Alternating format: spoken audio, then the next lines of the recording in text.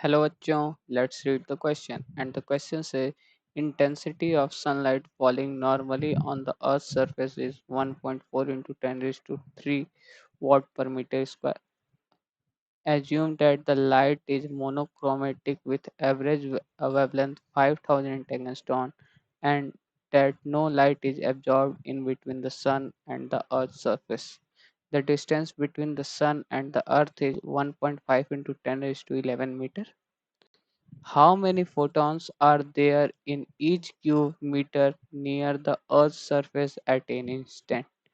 तो बेसिकली हम लोग क्वेश्चन क्या कह रहा है कि हमारे पास एक 1 मीटर का क्यूब है, कुछ मतलब 3D में कुछ ऐसा दिखेगा। ये 1 मीटर का क्यूब है, सपोज कर लेते हैं। तो ये जो 1 मीटर क्यूब है इस पे कितने इलेक्ट्रॉन मतलब कितने फोटॉन्स होंगे किसी भी इस इंस्टेंट, मतलब कि इसके अंदर कितने इलेक्ट्रॉन्स होंगे इस क्यूब। अब ये जो एरिया अगर ऐसे मैं दिखाना चाहूँ तो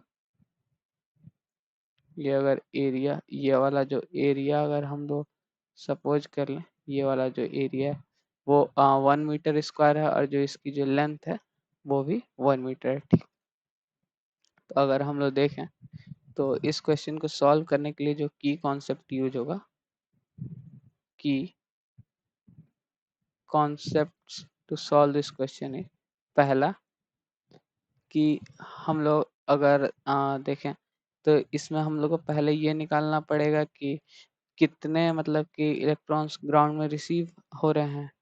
तो इसमें पहले यही लिख लेते हैं, number of photons is equal to मतलब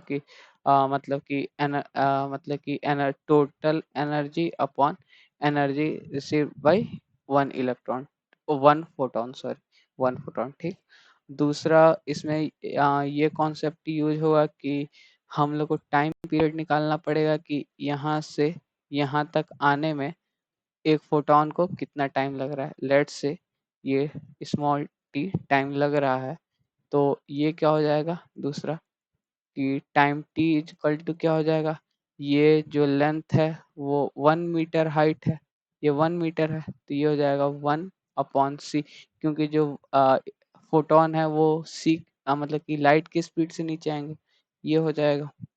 ठीक, और एनर्जी जो रिसीव होगी वो टोटल एनर्जी के मल्टीप्लाई जितना टाइम लगेगा। तो अब इस क्वेश्चन को सॉल्व करते हैं। तो इस क्वेश्चन को सॉल्व पहले हम लोग टाइम निकाल लेंगे, time to reach photon from this surface to ground. तो ये कितना हो जाएगा, टी इज इक्वल टू हो जाएगा 1/c की वैल्यू हो जाएगी 3 × 10⁻⁸।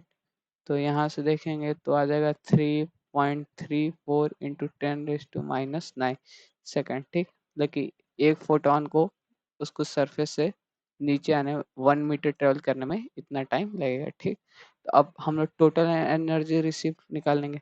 इतना इतना लग रहा है तो हम लोग के पास ई नॉट क्या आ जाएगा, इसको दूसरे पेन से लिख लेते हैं। ई नॉट क्या हो जाएगा, ई नॉट हो जाएगा 1.4 × 10⁻³ इंटू इतना इतना टाइम लग रहा है तो 3.34 × 10⁻⁹।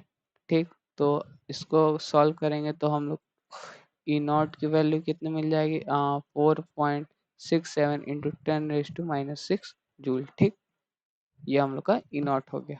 ठीक, और हम लोग को ईपी निकालना है। तो ईपी पर फोटोन की कितना मतलब एनर्जी है, तो ये वेवलेंथ से निकाल लेंगे। तो हम लोग जानते हैं E इज इक्वल टू होता है hc/λ। तो यहाँ से ईपी सॉल्व कर लेंगे तो ये हो जाएगा 6.6 × 10⁻⁻34 इंटू 3 × 10⁸ अपॉन लैम्डा हो जाएगा 5000 इंटू 10⁻⁻10। तो इसको सॉल्व करेंगे तो ये ये लगभग कितना आ जाएगा, 3 इसको अगर सॉल्व करें तो ये आ जाएगा लगभग 3.98 इंटू 10⁻⁻19 जूल। ठीक, ये हो गया। ईपी। तो अब हम लोग को नम क्या निकालना है, नंबर ऑफ फोटॉन्स। तो हम नेक्स्ट स्लाइड में चलते हैं। तो अगर हम लोग देखें तो हम लोग नंबर ऑफ फोटॉन्स कितना लिख सकते हैं, नंबर ऑफ फोटॉन्स हम लिख सकते हैं टोटल एनर्जी मतलब कि 4.67 इंटू 10⁻⁻6 अपॉन एक फोटोन की एनर्जी तो 3.98 इंटू 10⁻⁻19। ठीक, तो अगर इसको सॉल्व करेंगे तो ये आ जाएगा 1.2 इंटू 10⁻13। ठीक, तो ये आ गया हम लोग का नंबर ऑफ फोटॉन्स। ठीक, यही हमसे क्वेश्चन में पूछा था। ठीक, सो द फाइनल सॉरी